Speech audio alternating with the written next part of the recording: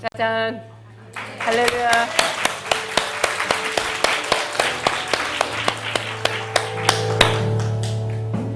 날씨가 너무 좋아요. 가을 꽃이 단풍이잖아요. 그죠? 봄꽃보다 가을 꽃이 또 아름답고, 나이를 먹어보니까 가을이 더 좋은 것 같아요. 왜 자꾸 나이를 먹을까요? 행복하게 나이를 먹고 있고, 또 하나님을 사랑하는 우리의 사랑도 더 깊어지고 있습니다. 그렇죠. 오늘 제목 띄워주세요. 저런 제목을 했어요. 기도 실천편. 사례. 성경적 적용. 사례 하면은 변호사가 깜짝 놀랄 텐데. 변호사는 맨날 사례집 보거든요. 사례. 제가 법 공부를 좀 해서 저런 단어가 나왔는지 모르겠는데, 궁금하시죠? 궁금해야 되는데, 정말. 오늘 본문 말씀은 또 지난번에도 몇 번 다룬 적이 있는 누가복음 18장입니다. 네. 1절부터 함께 읽겠습니다. 예수께서 그들에게 항상 기도하고 낙심하지 말아야 할 것을 비유로 말씀하여 이르시되, 어떤 도시에 하나님을 두려워하지 않고 사람을 무시하는 한 재판장이 있는데, 그 도시에 한 과부가 있어 자주 그에게 가서 내 원수에 대한 나의 원한을 풀어주소서 하되, 그가 얼마 동안 듣지 아니하다가 그의 속으로 생각하되, 내가 하나님을 두려워하지 않고 사람을 무시하나 과부가 나를 번거롭게 하니 내가 그 원한을 풀어주리라. 그렇지 않으면 늘 와서 나를 괴롭게 하리라 하였느니라. 주께서 또 이르시되, 불의한 재판장이 말한 것을 들으라. 하물며 하나님께서 그 밤낮 부르짖는 택하신 자들의 원한을 풀어주지 아니하시겠느냐. 그들에게 오래 참으시겠느냐. 내가 너희에게 이르노니 속히 그 원한을 풀어주시리라. 그러나 인자가 내 세상에서 믿음을 보겠느냐. 일반인들인 그 우리들, 그리고 믿지 않는 세상 사람들, 믿는 우리들도 사실 크게 다르지 않아요. 내가 딱 믿는 사람이 됐다고 세상 사람들하고 완전히 결이 다른, 어떤 부분에서는 그렇죠. 그렇지만 우리가 묵은 습관이 있잖아요. 늘 해오던 습관, 우리의 가치관, 그런 것들이 있어서 우리하고 세상 사람들하고 거의 같아요. 그거를 평생 이렇게 정말 노력하면서 하나님께 배워가면서 고쳐가는 거거든요. 그런 우리를 그러면 통틀어서 우리 모든 사람들이 하나님을 뭐라고 생각하느냐 굉장히 많이 있잖아요. 많은 사람들이. 다 자기 나름대로 하나님에 대한 사항을 가지고 있는데요. 그 사항을 여기 뜨끔하게 예수님께서 한 단어로, 한마디로 얘기를 해 놓으셨어요.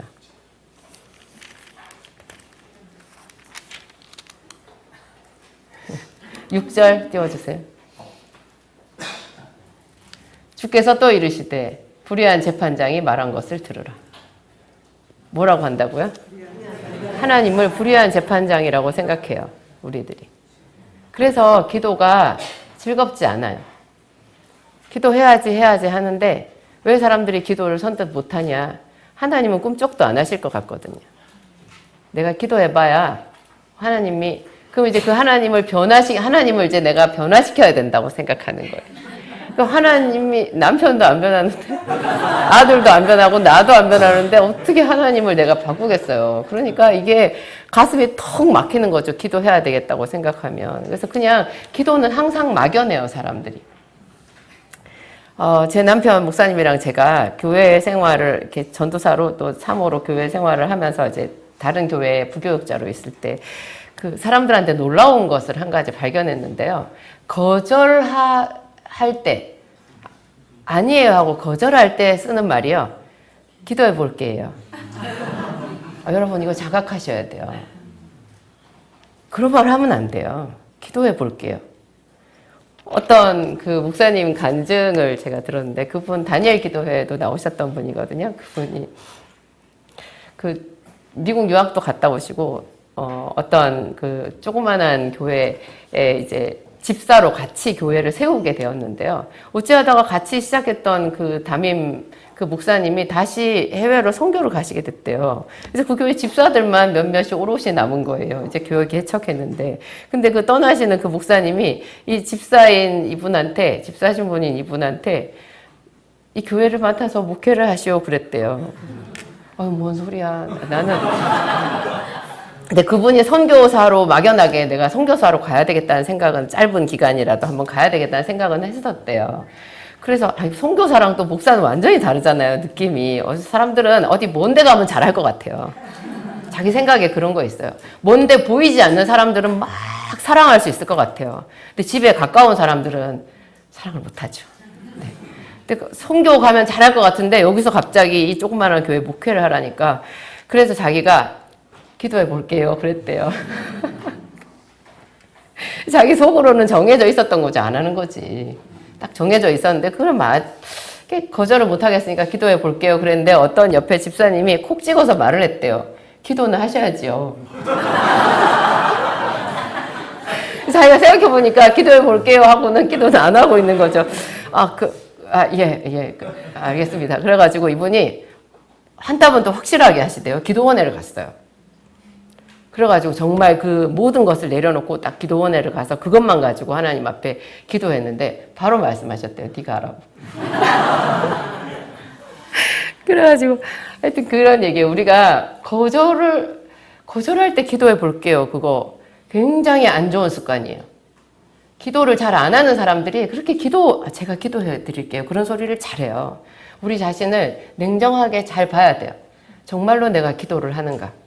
어떤 내 주변에 있는 모든 문제에 대해서 나의 기도 문제라고 생각하는가? 자녀 문제, 남편 문제, 이 가정의 어떤 문제, 뭐 이런 것들 있잖아요. 그런 거를 정말로 내가 하나님 앞에 가서 하나님 앞에 아뢰어 드려서 하나님의 마음을 바꾸어서 이거에서 어떤 하나님의 영광을 보리라라는 그런 마음이 있는가 봐야 돼요. 그거를 사람들이 잘 못하니까. 근데 왜 못하느냐? 하나님을 불의한 재판장이라고 생각을 하는 거죠. 우리 주변에 보면 그냥 마음속에 우리가 항상 익숙해요. 예수 안 믿는 자가 어떻게 저렇게 저 잘 될까? 이런 거 있잖아요. 도대체 하나님은 뭘 생각하고 계신 거야? 왜 나한테는 복을 안 주시는 거야? 그런 마음 있죠. 그게 이제 교회 다니는 사람들은 대부분 다 착하거든요. 그러니까 제가 좀 못됐어요.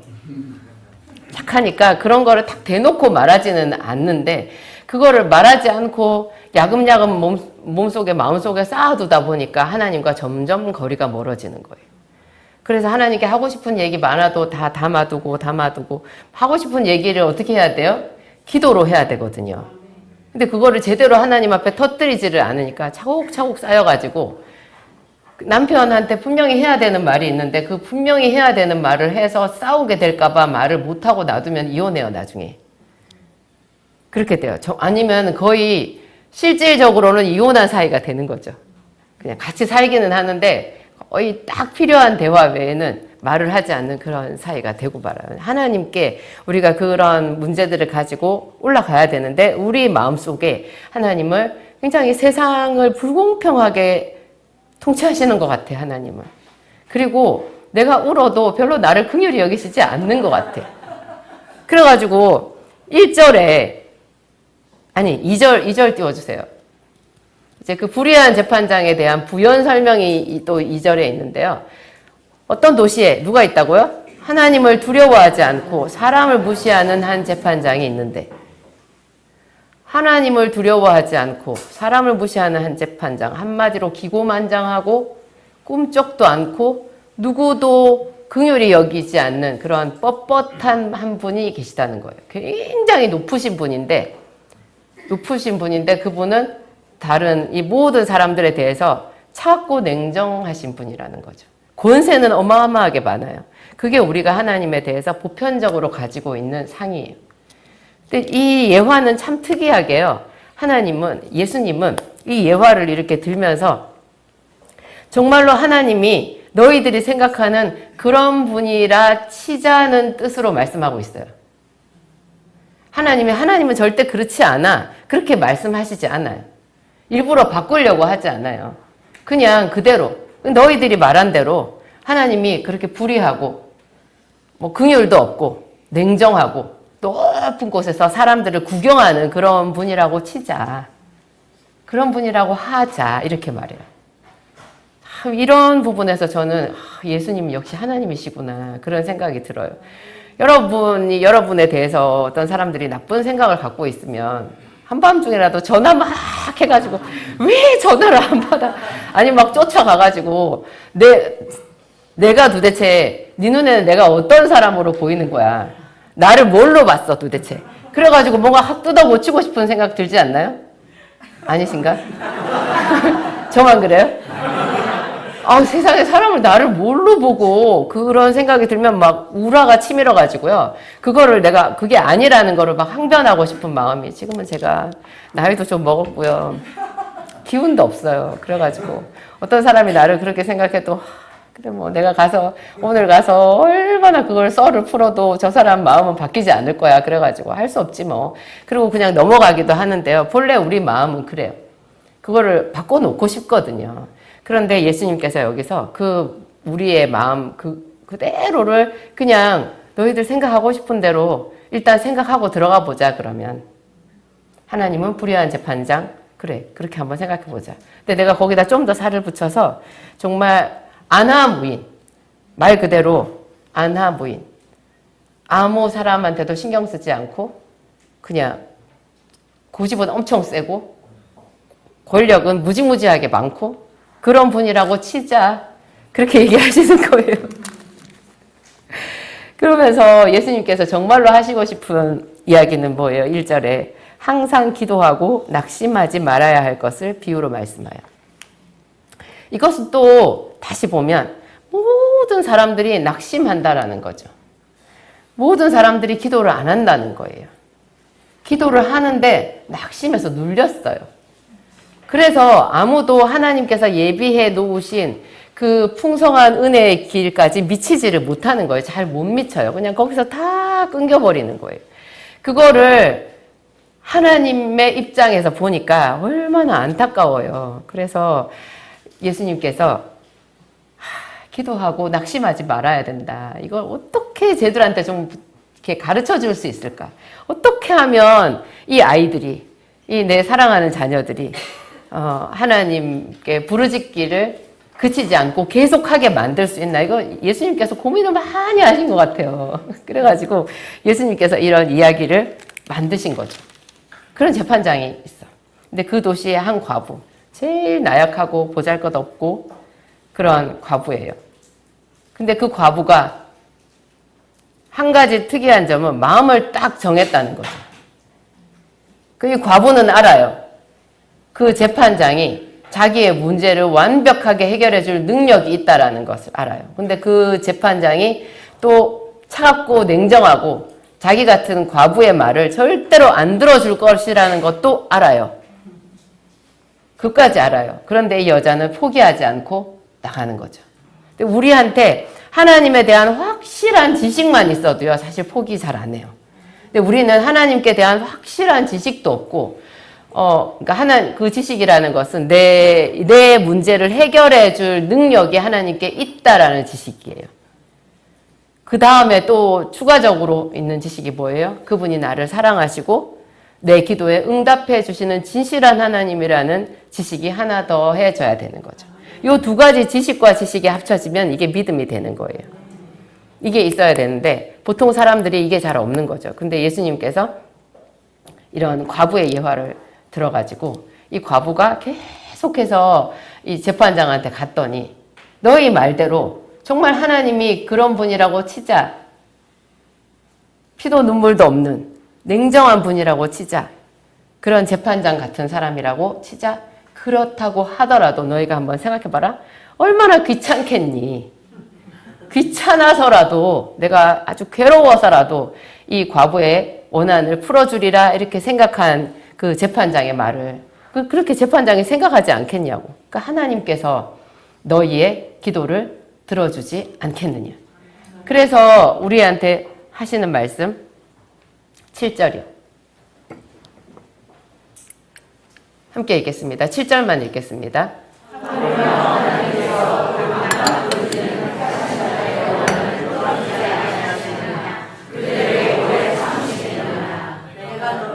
오래 참으시겠느냐.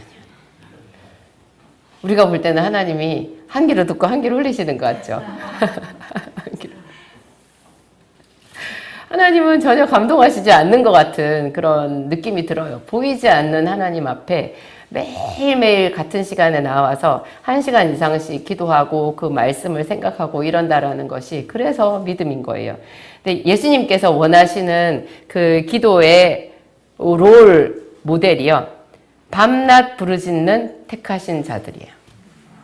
택하신 자들에게 하나님께서 원하시는 것, 밤낮 부르짖어라. 밤낮 부르짖어라. 계속 부르짖어라. 이 얘기인 거죠. 이렇게 밤낮 부르짖는 그 사람이 믿음이 있는 자라는 거예요. 밤낮 부르짖는 그 사람이 왜 믿음이 있는 자냐? 8절에 보면 나와 있어요. 8절. 함께 읽겠습니다. 내가 너희에게 이르노니 속히 그 원한을 풀어주시리라. 그러나 인자가 올 때 세상에서 믿음을 보겠느냐 하시니라. 밤낮 부르짖는 게 뭐라고요? 믿음이에요. 인자가 세상에 올 때 밤낮 부르짖는 택하신 자를 보겠느냐 이렇게 말할 거를 밤낮 부르짖는 택하신 자라는 그 단어 대신에 딱 두 음절의 단어를 넣어 놓으셨는데 그게 믿음이에요. 인자가 세상에 올 때 믿음을 보겠느냐. 그게 믿음이라는 거죠. 우리는 다 믿는다라고 말해요. 기도는 안 해요. 여기 계신 분들은 다 기도하시죠. 근데 우리의 기도를 좀 더 농도가 짙게 더 뜨겁게, 더 하나님을 사랑하는 열정으로 계속해서 개선해 나가기 위해서 지금 여기 앉아 있는 거예요. 하나님은 그런 사람들을 믿음이 있다라고 하시고, 그러면서 약간 탄식조로 말씀하시는 거예요. 인자가 세상에 올 때, 인자가 올 때 세상에서 믿음을 보겠느냐. 예수님은 그 믿음을 보고 싶으시다는 거죠. 정말로 그 한 사람을 찾으신다라는 거예요. 저요 하고 싶죠? 어때요, 여러분? 저요. 전부 다 서로 고개만 이렇게 돌리나요? 네가 해. 아니, 사람들이 가족들끼리나 이렇게 지인들끼리 모여서 얘기를 할 때요. 그런 소리를 잘해요. 지가 좀 잘하면 될 텐데. 아들을 봐도. 지가 좀 잘하면 될 텐데. 지가 좀 예배도 열심히 드리고, 기도도 좀 하면 좋을 텐데. 그렇게 말을 하는데요. 이웃집에 대해서, 옆집 아들에 대해서는 여러분들이 그렇게 말해도 돼요. 근데 여러분의 남편, 여러분의 아내, 여러분의 자식에 대해서는 걔가 좀 기도하면 좋을 텐데, 걔가 교회 나오면 좋을 텐데, 걔가 이렇게 하면 좋을 텐데, 그렇게 말하지 말고 여러분이 하세요. 그게 믿음이 있는 거예요. 그게 내가 해야 되는 거예요. 왜 하나님이 엄마를 세상에 만드셨어요? 엄마를 왜 만드셨어요? 애 참견하라고 만드셨나요? 하나님께서 엄마를 만드신 것은 중보기도자로 만드신 거예요. 하나님께서 여자를 만드신 것, 아내를 만드신 것은 가정을 세우는 중보기도자로 만드신 거예요. 모든 여자는 중보기도자예요. 모든 여자는 가정을 세우는 자예요. 그러면 남자들은 안전해요? 남자들도 다 기도자로 부름을 받은 거예요. 믿음 있는 사람으로 우리를 부르신 거잖아요. 그래서 예수님께서 남녀 구별 없이 인자가 세상에 올 때 믿음을 보겠느냐. 인자가 세상에 올 때 밤낮 부르짖는 그 택하신 자를 보겠느냐. 이렇게 얘기하신 거예요. 뭘로 우리가 부르짖을 수 있어요? 이런 소소한 문제, 우리 가정의 문제. 그렇죠. 우리 가정이 다 은혜를 받아야 돼요. 제가 지난주에 그 빌립보 감옥을 말씀을 드렸는데, 사도 바울과 실라가 매를 실컷 맞고 착고에 채워서 빌립보에 있는 감옥에 쳐 넣어졌잖아요. 그리고 감옥 문이 닫혔어요. 그 안에는 이제 죄수들이랑 같이 있는 거예요. 근데 그 모양이 어쩌면 그렇게 우리 가정의 모양이겠어요. 절실하게 하나님의 은혜가 필요한 그 부분이라는 것에서 우리 가정하고 너무나 흡사한 거예요. 우리가 볼 때는 우리 집은 다 식구들이 다 교회 다녀. 그 애들도 어렸을 때부터 말씀 교육을 받았어. 이렇게 생각할 수도 있어요. 하지만 우리 안에 어둠이 너무나 깊어요. 교회 다니는 우리들한테도 어둠이 굉장히 깊어요. 우리는 필사적으로 빛을 사모해야 돼요. 필사적으로 하나님의 말씀을 먹고 그 말씀을 계속 새김질해서 우리 속에 있는 어두움을 물리쳐야 돼요. 그래서 남편도 아내도 자녀들도 다 하나님의 은혜로 새롭게 되어야 돼요. 그 속에서 다 소소하게 갈등이 있어요. 그리고 우리 가정이 좀 더 확대가 돼야 돼요. 우리끼리 잘 먹고 잘 사는 거 하나님께서 원하시는 가정의 모양이 아니에요. 하나님은 일어나라 빛을 발하라 이렇게 말씀하셨어요. 모든 만 백성들을 하나님께로 인도하는 자가 되어야 되잖아요. 우리 가정에 내 새끼들, 내 아내, 내 남편 여기서 우리끼리 그냥 밥상 차려놓고 우리끼리 잘 먹는 거요. 누가복음에 보면 부자 얘기 나오잖아요. 그 부자가 악한 부자예요. 근데 그 부자가 무슨 악한 일을 했나요? 하나님은 악하다라고 하셨거든요. 무슨 악한 일을 했나? 그 부자는 그냥 부자였어요. 하나님과 상관이 없었어요. 그러니까 자기가 벌어서 자기가 받은 그 하나님께서 다 번 것도 하나님께서 주신 거고 결국 하나님께로부터 다 온 거잖아요. 그거 가지고 오롯이 자기만을 생각하고 자기 가정만을 생각하는 거는 악인이에요. 하나님은 울타리를 벗어서 바깥으로 나가서 다 축복해주고 그죠? 모든 민족이 너로 말미암아 복을 얻으리라. 그것이 아브라함이잖아요. 모든 민족이 너로 말미암아 복을 얻으리라. 뭐 온 동네가 나 때문에 복을 얻으리라까지는 안 되더라도 안 되더라도 항상 우리의 마음을 열어서 내가 남에게 줄 것이 없다라고 하면 그거는 미치도록 괴로운 문제, 가난의 문제여야 돼요. 내가 하나님께 복을 받아야 되는 거예요. 그래서 내 마음도 실제로 내가 가진 물질도 흘러 넘쳐서 다른 사람들한테 줄 게 있어야 되는 거나 생각을 해야 돼요. 그래서 저는 모든 사람들이 다 하나님 앞에 정말 가난한 마음으로 기도할 수밖에 없는 상황이 있다라고 생각해요. 우리는 안전하지 않아요. 여러 해 먹을 것을 많이 쌓아두었으니 내 영혼아 기뻐하라. 그렇게 말했거든요. 그 부자가. 근데 하나님은 하나도 안 기뻐하셨어요. 어리석은 자여 내가 오늘 네 영혼을 취하리니 그러면 네가 쌓아둔 것이 누구의 것이 되겠느냐 그렇게 얘기했거든요. 우리들이 다 자기가 신앙생활 잘한다고 그렇게 자기는 안전하다라고 생각할 수 있어요. 근데 그렇지 않아요. 우리는 사실 하나님 앞에서 부끄럽고 벗은 몸일 수도 있고 가난한 사람들이에요. 하나님은 우리에게 그렇다고 우리를 책망하시지는 않아요. 근데 우리에게 네 눈을 떠서 너의 벗은 것과 눈먼 것과 네 어두운 것을 다 생각하고 그것을 가지고 내 앞에 와서 부르짖어서 눈도 밝게 떠서 보고 좋은 옷도 좀 사서 입고 다른 사람들한테 구워주고 나누어주는 자가 되어라. 그렇게 말씀하시는 거예요. 그래서 인자가 세상에 올 때 믿음을 보겠느냐. 저는 이사야서 6장 말씀이 떠오르더라고요. 이사야서 6장 한 절 함께 읽겠습니다. 내가 또 주의 목소리를 들으니 주께서 이르시되 내가 누구를 보내며 누가 우리를 위하여 갈고 하시니 그때 내가 이르되 내가 여기 있나이다 나를 보내소서 하였더니.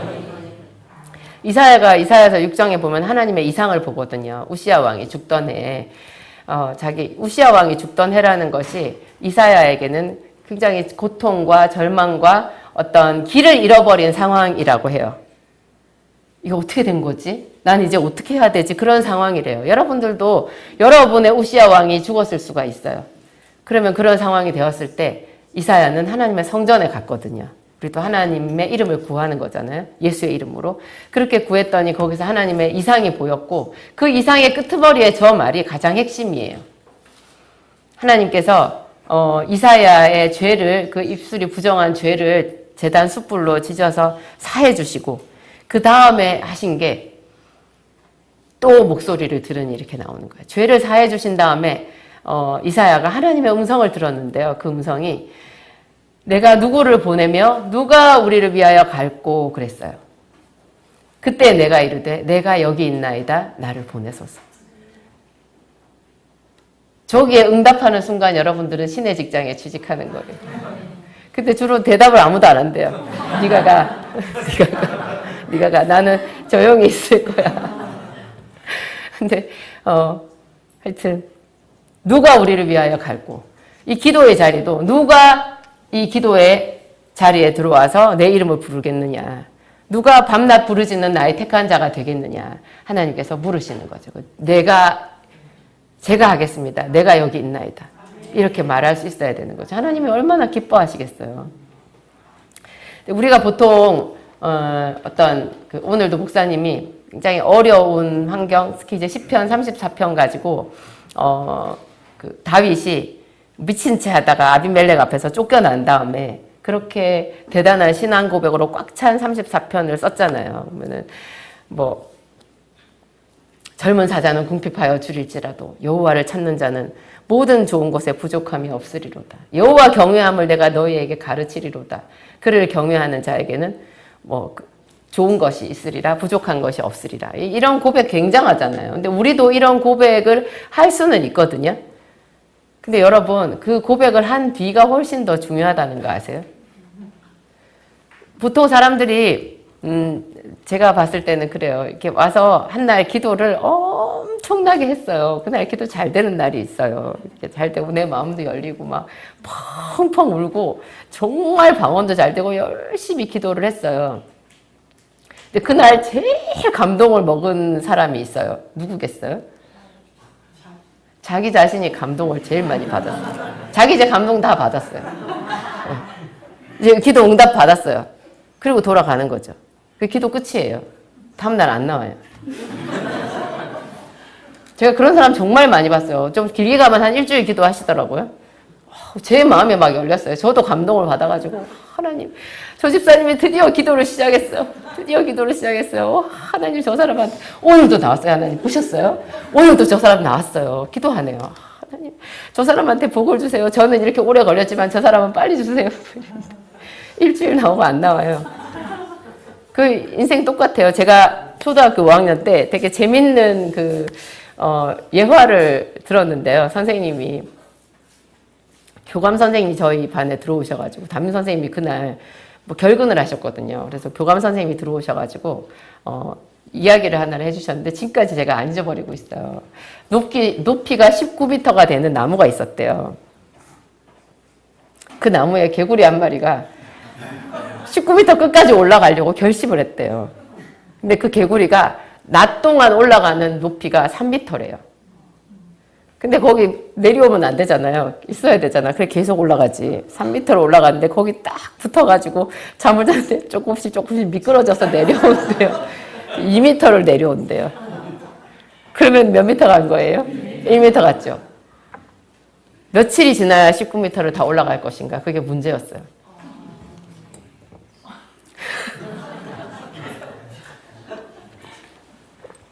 맞추실 분 있어요? 아이들이 다 19일이라 그랬거든요. 어떤 애가 18일 그랬어요. 다 틀렸어요. 17일이에요. 왜 17일이게요? 16일, 이제 17일째 되는 날 아침이 16m잖아요. 그 17일째 돼서 3m 올라가니까 19m 다 된 거죠. 거기서 또 다시 내려와서 또 3m, 그 위에 아무것도 없어요. 올라갈 수가 없어요. 근데 저는 그 문제도 문제였는데 올라갔다가 미끄러져서 내려온다라는 것이 그렇게 저한테 충격이었어요. 근데 이게 인생의 룰이더라고요. 미끄러져서 내려오지 않으면 승리하고요. 내려오더라도 계속 하는 사람이 인생의 승리자예요. 기도를 해놓고요. 계속 해야 돼요. 신앙 고백을 했어요. 신앙 고백을 했는데 그 신앙 고백에 자기가 스스로 감동해가지고 되는 순간 그냥 신앙 고백은 잘했는데 삶에 큰 역전은 없어요. 제가 20살 때인가 보다 재수해가지고 다시 서울대 시험을 봤는데 떨어졌어요. 그때는 직접 학교를 갔거든요. 학교를 가서 뭐 전화를 해도 되는데 제가 믿을 수가 없었어요. 제가 떨어졌다는 것을. 그래가지고 그냥 떨어지면 나락이거든요. 죽는 거예요. 저한테는 죽음이었어요. 그게. 우리 때는 복수 지원이라는 것도 없거든요. 한 번 시험 쳐서 거기서 떨어지면 그냥 끝이에요. 나는 돌봐줄 사람도 아무도 없고 내가 대학을 안 간다라는 것을 상상할 수 없었기 때문에 나는 엄마 아버지처럼 안 살아야 되고 어떻게든지 그럼 여기서 살아남고 인간답게 살으려고 하면 대학을 들어가서 거기서 뭔가를 배워가지고 수준 높은 인생을 살아야 된다고 그때 제가 그렇게 생각했어요. 그래서 고등학교 3년 내내도 죽을 둥 살 둥 제 나름대로 그렇게 안 좋은 머리로 공부를 많이 했어요. 정말 머리가 나빠가지고. 공부를 많이 그렇게 열심히 했는데 시험에 떨어진 것 같았어요. 근데 그거를 이제 제 눈으로 확인하고 싶었어요. 그럴 리가 없다고 생각한 거죠. 그래갖고 그때 그 12월에 엄청나게 추웠거든요. 영하 한 15도쯤 됐던 것 같아요. 저는 부산 사람이라 옷도 얇아요. 그래가지고 그 옷을 입고 서울대까지 가가지고 서울대 거기 앞에 허허벌판이고 뭐 굉장히 이상하게 생겼잖아요. 학교 아무것도 없어요. 굉장히 추워요. 거기 운동장에 가서 그 이렇게 합격자 명단 그 방 붙어 있는 거를 얼마나 오래 들여다봤는지 몰라요. 아무리 봐도 제 이름이 없는 거예요. 떨어졌다라는 것을 받아들일 수밖에 없었어요. 그래서 그 길을 돌아서 나와서 그 산길이잖아요. 거기 산길. 차들만 싱싱 다니는 그 길을 쭉 걸어서 내려가는데 그냥 뭐 뼛속까지 다 춥죠. 그리고 떨어졌다는 사실 자체가 또 얼마나 더 춥겠어요. 그래서 사시나무 떨듯이 몸이 막 떨렸어요. 떨면서 그 길을 내려오면서 제가 주문처럼 제 입술로 막 외운 게 있었어요. 하나님이 이렇게 하신 거죠. 저 잘 되라고 이렇게 하신 거죠. 이거 잘 된 거죠. 나 망하는 거 아니죠. 하나님이 이렇게 하신 거죠. 제가 그때 교회 다니기 전이었거든요. 성당에 다니면서 하느님이라 그랬어요. 그때는 하느님. 하느님이 절대자께서 당신께서 무슨 뜻이 있으신 거죠. 근데 저 망하라고 이렇게 하신 건 아니죠. 제가 지금 힘들긴 하지만 분명히 뜻이 있으신 거죠. 뜻이 있어야 됐어요. 뜻이 없으면 나는 죽는 거였어요. 그러면서 그 길을 내려왔는데 그게 제 느낌에는 시편 34편에 나온 그 다윗의 고백하고 많이 닮아 있어요. 근데 여러분 그 고백을 한다고 해서 내 인생이 확 바뀌는 게 아니에요. 제가 말씀드리고 싶은 거 뭐냐. 오늘 누가복음 18장에 남아있는 이 과부처럼 밤낮 부르짖는 기도가 뒷받침이 돼야 돼요. 말만 그렇게 고백해. 하나님이 다 잘해주실 거야. 나는 그것을 믿어. 이렇게 하고 가만히 있으면요. 그거는 아무런 동력이 없어요. 앞으로 나아가지 못해요. 그거 믿음 아니에요. 믿음이 있다라고 하면 그렇게 고백을 하고 그 나머지를 예배와 기도로 채워야 돼요. 계속 예배와 기도로 채워야 돼요. 그래서 제가 지난 주중에 이제 금요일 날 목사님이 얘기도 하셨지만 주중에 남편이랑 얘기를 하다가 그 태풍 곰파스 이야기 있잖아요. 우리 목사님이 잘 전달을 못했어요. 근데 너무 안타깝더라고. 저기 뒤에 앉아가지고 훨씬 더 그 절절한 이야기를 제대로 전달을 할 수 있는데 정말 답답했어요. 제가. 아니 저는 그 큰 십자가 그 뾰족탑이 길에 쓰러졌는데 그것만 해서 충분히 저는 고통스러웠고 참담했고 그냥 그것만 생각했거든요. 근데 그날 목사님이랑 얘기를 하다가 제가 처음 들은 거예요. 목사님이 그날 느꼈던 그 수치심.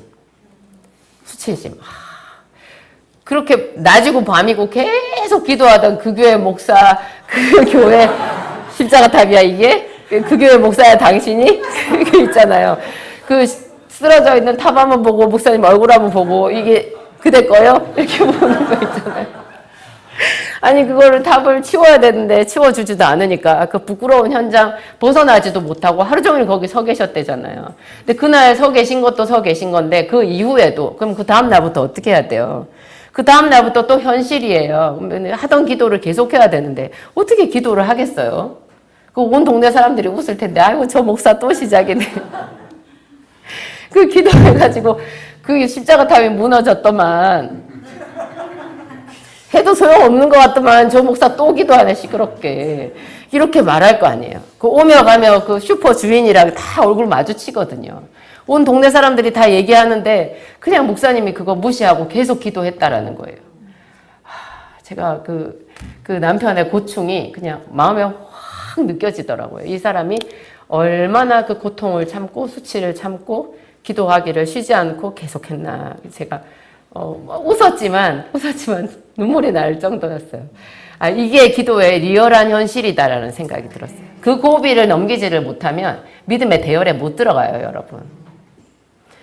바디메오가 다윗의 자손 예수여 나를 불쌍히 여기소서 그렇게 부르짖었을 때 사람들이 잘한다 야 너 오늘 제대로 부르짖으니까 영광을 보겠네 이렇게 말해줬어요. 안 그래요? 시끄럽다 조용히 하라 그랬어요. 거지 주제에 어디 떠드냐고, 조용히 하라고. 우리가 기도하면요, 주변에서 그런 소리들이 많이 들려요. 기도하면 밥이 나오냐, 떡이 나오냐. 그렇게 열심히 교회 가서 너는 뭐 하냐. 제 약국에 제가 약사님 한 분 계셨다 그랬잖아요. 그분이 저보다 나이 한 9살, 10살 많으시고, 저보다 훨씬 똑똑해요. 그 약사님이 돈도 저보다 더 많이 벌었어요. 비록 제가 고용을 했지만, 우리 약국의 파트고, 그분은 나 말고도, 우리 약국 말고도 일하는 약국이 2개나 더 있었어요. 일요일도 일하셨고. 그분이 봤을 때는 내가 한심한 거예요. 그래서 그분이 나보고 도대체 쉬는 날 집에서 뭐 하냐고 놀고 나와서 일이나 하지. 그 소리를 내가 고용한 약사한테 들었다니까요. 자주. 그분이 제가 이제 생기산으로 대박이 나가지고 그분을 우리 약국에서 그래도 나랑 같이 계속 있었으니까 좀 쓰고 싶어서 파격적인 임금 조건을 제안을 하고 말을 했을 때 그분이 나한테 그랬어요. 내가 약사님보다 훨씬 많이 벌어요. 근데 제가 봤을 때 그분이 나보다 많이 버는 거 아니야. 그거 뭐 일요일도 안 쉬고 토요일 밤늦게까지 그 3군데 약국을 일해가지고 그 돈을 벌면 그거 많이 버는 거 아니고요. 그거 버는 거 아니에요. 인생 깎아먹는 거지. 몸이 사가요. 여러분 에너지가 한계가 있어요. 나와서 예배 드리고 기도할 시간 있고 이래야지 우리가 길게 가죠. 그런 시간까지 다 막 전부 다 일하는데 다 써가지고 한 달에 몇 천만 원 벌면요. 그 사람 금방 주저앉아요. 여러분 그런 거 아셔야 돼요. 그래서 우리가 그렇게 일할 뭐 부지런함이 없어서 그렇게 일을 안 하는 게 아니고 하나님 앞에 인생을 걸기 때문에 내가 내 있는 시간 다 일하는데 쓰지 않고 여기 나와서 일하는 것보다 더 열심히 예배하는 거예요. 제가 그렇게 살았잖아요. 저는 약국이 부업이었다니까요. 근데 남들 주업으로 일하는 것보다 제가 더 열심히 일했어요. 일하는 시간만큼은. 그 약사님은 저를 비웃었지만 저는 열심히 일했어요. 그게 아무리 열심히 일해도 나는 왜 이 모양인가 그런 생각을 했는데 하나님께서 한 번에 딱 들어주시니까 이렇게 되잖아요. 내 의를 빛같이 내 공의를 정오의 빛같이 만들어주셨어요. 제가 지금도 생각하면 좀 부끄러워지는 장면이 있는데 여기도 세계에서 제일 유명한 태권도 관장님이 계시지만 저희 교회 옆이 태권도장이었어요. 그랬던 적이 있었어요. 근데 그 태권도장님이 굉장히 그 열심히 태권도 그 학원을 운영을 하셨거든요. 우리 애들 다 그 학원 다녔고 거기서 하여튼 태권도 단도 따고 다 그렇게 했었는데 제가 저녁에 항상 약국 끝나고 거기 기도하러 가잖아요. 제가 기도하러 갈 때가 뭐 한 10시 이 정도 되거든요. 9시에서 10시 그 정도 사이에 가가지고 1시간씩 매일 기도를 하는데 기도를 할 때 주로 제가 뭐 한 5일을 기도하라고 하면 한 3일을 울었던 것 같아요. 근데 어떤 날 비가 왔어요. 밤에. 비가 많이 왔어요. 1시간 내내 울면서 기도하고 그 문을 딱 열고 나갔는데 그 태권도장에 문이 열려 있더라고요. 그래서 우리 교회 문을 열고 태권도장 안에 일직선으로 쫙 해가지고 그 태권도 관장님이랑 저랑 눈이 딱 마주쳤는데 제가 엄청 창피했어요. 그리고 굉장히 미안하더라고요. 그분한테. 한밤중에 여인의 울음소리. 비도 오는데 정말 흑흑거리는 그 울음소리 있잖아요. 굉장히 소름 돋을 것 같지 않아요? 여러분? 내가 기도하는 거 그 사람이 봤을 때는 정말 쓸데없는 일 같았을 거고 굉장히 저 여자는 어디 남편이랑 이혼하나? 그런 생각도 들었을 것 같고 어떡해요 정말. 그래서 제가 나오면서 하나님 다음에는 울지 않고 기도하는 거 좀 가르쳐주세요. 그게 안 되는 것 같아요. 그랬어요. 그래도 어떻게 해요? 또 가서 무슨 일이 생기면 또 울면서 기도할 수도 있고 계속 해야 되는 거예요. 그분 보기엔 내가 웃기지만 나는 계속 기도할 수밖에 없는 거죠. 제가 그 똑같은 그 상가에서 그때 우리 목회하고 있었을 때요. 지금은 이제 우리 교회가 2층으로 되어 있고 1층에 성전이 있고 2층에 또 다른 공간이 있잖아요. 그러니까 무슨 모임을 할 때 대성전에서 평일날 모임을 하진 않잖아요. 잘. 기도 모임 빼고는 여기서 잘 안 해요. 근데 우리가 거기 그 태권도장 옆에 거기 있었을 때는 상가였거든요. 꽤 크긴 하지만 상가예요. 그게 지금 생각해보면 가정집으로 쳤을 때 단칸방이에요. 뭐냐면 하나로 다 통해 있잖아요. 그걸 막아가지고 저쪽 뒤에를 식당으로 쓰고 이랬거든요. 제가 저녁 때 기도하는 제가 교회 가서 기도하는 시간을 얼마나 기다리고 기다리고 그 시간만 생각하고 있냐 하면 매일 거의 그랬어요. 낮에 일을 하지만 일하는 중간중간에 난 저녁에 가서 교회 가서 하나님께 이 문제 가지고 가서 기도할 거야. 그 생각밖에 안 하는 거예요. 저녁에 그 기도하는 시간이 저한테는 어떤 것하고도 바꾸지 않아요. 저는 왜 기도를 하다가 사람들이 기도를 안 하는지 이해가 안 돼요. 그 기도 시간이 어떤 기도 시간인데 그게 하나님과 나 사이에 어떤 것이고 지금 어떤 영적인 건설적인 일이 이루어지고 있냐고요. 건물이 올라가고 있단 말이에요. 보이진 않지만. 저는 그런 확신이 있었거든요. 저녁에 그 기도하러, 그런데 제가 한 날 가서 교회 문을 열었다가 깜짝 놀라가지고 문을 얼른 닫고 나와서 집에까지 오면서 내내 울었어요. 바보같이 울었어요. 지금 생각해보면 좀 부끄럽기도 한데 그 남성교회 모임을 하고 있는 거예요. 제가 기도할 시간에. 불을 대낮같이 켜놓고. 제가 기도할 데가 없는 거죠. 물론 저쪽 가서 기도를 해도 되는데요. 그날 제가 기도할 문제가 좀 마음이 많이 무겁고 좀 특별한 제 개인적인 그런 남한테 울면서 기도하는 거 보이고 싶지 않은 그런 기도 문제였던 것 같아요.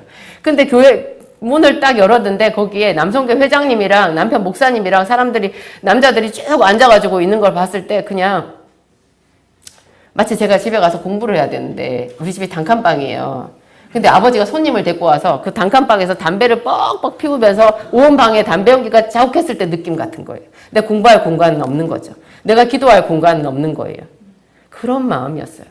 근데 그래도 그냥 좀 융통성 있게 그 한쪽에서 기도를 할 수 있었다면 더 좋았을 것 같긴 하는데 제 마음이 그런 마음이었다라는 것이 그게 지금 한 10몇 년 더 전 얘기니까요.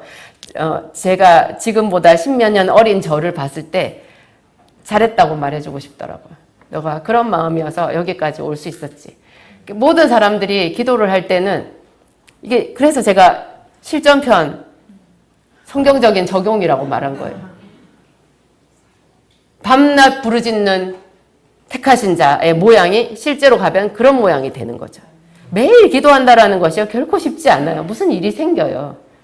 여러 가지 일들이 생겨요. 근데 그럼에도 불구하고 온 정신을 집중해서 그 하나님과 교제하는 그 시간, 그런 것들을 이렇게 소중하게 여기고 그렇게 그 자리를 지키는 그 사람이 밤낮 부르짖는 택하신 자가 되는 거예요. 인자가 세상에 올 때 믿음을 보겠느냐 말하는 바로 그런 사람이 되는 거죠. 근데 기도가 또 매번 고통스럽지는 않아요. 또 제가 이렇게 얘기해서 무슨 십자가를 지고 막 울고 이런 거는 아니에요. 또 그렇게 오해는 하지 마세요. 하나님이 주시는 그 신비한 위로가 있어요. 굉장히 큰 위로가 있어요. 그래서 저는 혼자서 집에서 근심하고 날 세우지 말고 교회 와서 기도하면 하나님이 응답해 주셔가지고 마음이 시원하게 풀어질 텐데 제가 요 며칠 전에도 그런 경험을 했어요. 제가 굉장히 좀 이거 어떻게 해야 되지? 이게 어떻게 해야 되지? 그랬는데 그 문제, 너는 범사의 그를 인정하라. 그 말씀이 생각나더라고요. 너는 범사의 그를 인정하라. 내가 너의 갈 길을 가르쳐 보이고 너를 주목하여 훈계하리라. 그런 말씀 있잖아요. 그 말씀이 생각이 나서 그러면 하나님 이 문제 제가 어떻게 해달라고 말도 못하겠어요. 하나님 그냥 이 문제 자체를 하나님께 올려드려요. 그냥 너무 답답해요. 하나님 올려드려요. 그랬는데 제가 운전하고 가고 있는데 하나님께서 말씀해 주셨어요. 속이 시원했어요. 너무너무 신기하더라고요. 제가 알지 못했던, 내 머리로 생각할 수 없었던 그런 거를 딱 생각나게 해주셔서 그냥 바로 해결이 돼버렸어요. 갈등 종결. 하여튼 하나님은 그래요. 여러분, 하나님께서 부르시는 그런 멋진 기도자가 되시기 바랍니다. 기도하시겠습니다.